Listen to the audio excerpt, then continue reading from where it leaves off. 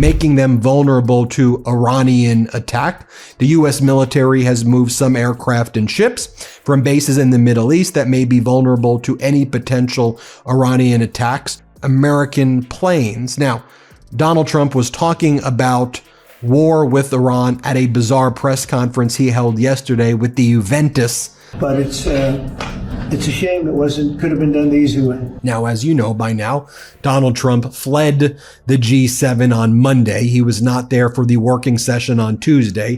What happens when Trump's quick wit takes a break? Viewers couldn't believe their eyes when a simple live TV question allegedly left Don the Master Debater completely lost for words. Why did a straightforward query send him spinning like a buffering YouTube video?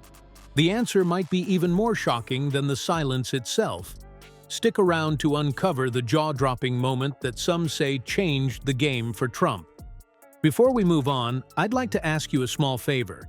If you appreciate this content, please take a second to like this video and subscribe to the channel. Over 98% of you watch the videos without subscribing. It costs you nothing, but it makes a huge difference to us. So, did you click the subscribe button? Great, thank you so much.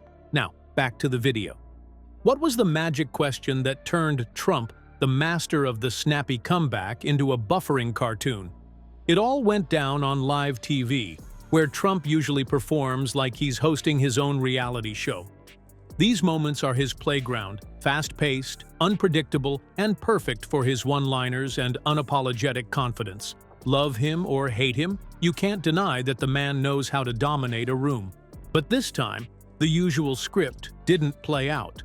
Instead of commanding attention, Trump reportedly froze like someone had just pulled the prompter plug. The MSNBC host didn't overthink the question. It wasn't a complex policy issue or a sly trap wrapped in legal jargon.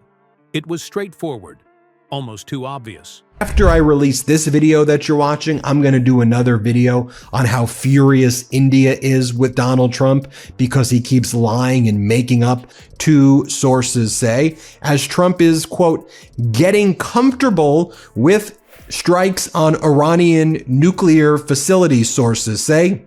And that may have been the point. The host asked Trump a simple question about his track record, one designed to demand specificity instead of spin. And instead of firing back with one of his trademark nicknames or calling it fake news, the guy just stalled. It was like watching a Wi-Fi signal drop in slow motion. His lips moved, but nothing seemed to land. Now, here's where this gets interesting. Normally, Trump is known for his ability to steamroll an interviewer. If the question is uncomfortable, he pivots to a personal attack. If the facts don't suit him, he confidently creates his own version. James Poniwozik, a media critic for The New York Times, once said that Trump's real superpower is distraction. He overwhelms people until they forget what they even asked. But during this exchange, there was none of that.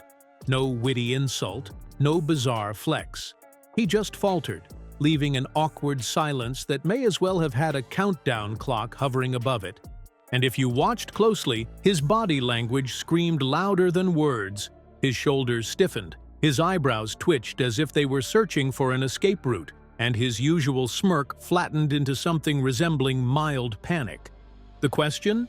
Can you name any specific accomplishments during your administration that you believe were a direct result of your leadership?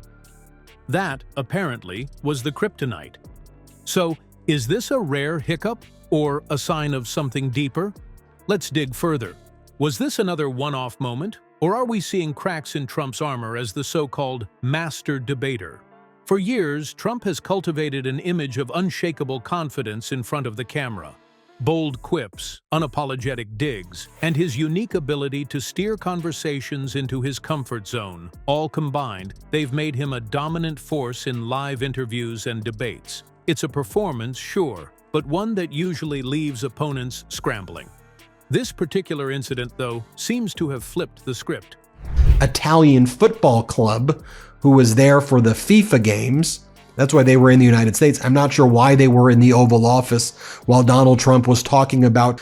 Then Donald Trump lies and claims that the Iranians were begging to take a visit to the White House, which Iran then denied and said, we definitely do not want to be at the White House. Donald Trump is an absolute liar. He missed key meetings with President Zelensky of Ukraine, Prime Minister Modi of India, President Claudia Sheinbaum of Mexico. Think back to some of his past interviews. Take the infamous locker room talk defense. An absolute PR disaster for anyone else, but Trump spun it into a dismissive, viral moment that kept him in control. Or how about when journalists pressed him on his tax returns? He didn't run. Instead, he leaned in, claiming he'd release them, eventually, while showering the room with vague distractions about his success. Love him or loathe him, the man is like Teflon when it comes to deflecting tough questions. But in this case, that Teflon seemed to lose its non-stick coating. Some say the moment represents more than just an awkward silence. Media analysts have noted that Trump used to thrive under pressure because he treated interviews like showdowns. A 2017 Pew Research study even highlighted how his unfiltered responses often outshined polished politicians by making him look more authentic to his base. However, authenticity only works when you're responding, not freezing. Joe Concha, a media contributor for Fox News, observed, "When Trump hesitates, it's rare, but it's also impactful. His critics pounce because they're not used to it." Critics on social media didn't let it slide.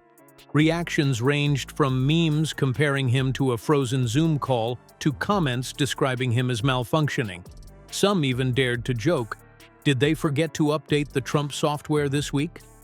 And they say that he's approved the strikes, but he's still waiting to give the order. But he's approved, in theory, the strikes on Iranian nuclear facilities using American planes. War with Iran, with the Juventus football club behind him, because he's an attention-seeking toddler. No offense to attention-seeking toddlers. In the end, they decided not to do it, and now they wish they did it. And they want to meet, but it's a little late to meet, but they want to meet, and they want to come to the White House. They'll even come to the White House, so we'll see. I may do that. Whether you think that's fair or not, the reaction gave people something to dissect, and Trump, for once, didn't have much to offer as a counterpunch. So, is this just human error, or are we witnessing the first few cracks in Trump's reputation for verbal dominance? It's a question that's bound to linger. It's wild how one awkward pause can shine a spotlight brighter than any viral soundbite. For someone like Trump, who's built his image on confidence and quick comebacks, even a momentary hiccup feels seismic. This slip has people questioning if it's just an off day or the beginning of a shift in his once unshakable persona. Live TV, after all, doesn't lie. It captures politicians at their most unfiltered, for better or worse. So, is the media catching on, or is Trump simply slipping? Maybe it's both. What do you think? A tiny misstep or the unraveling of Trump's media mastery?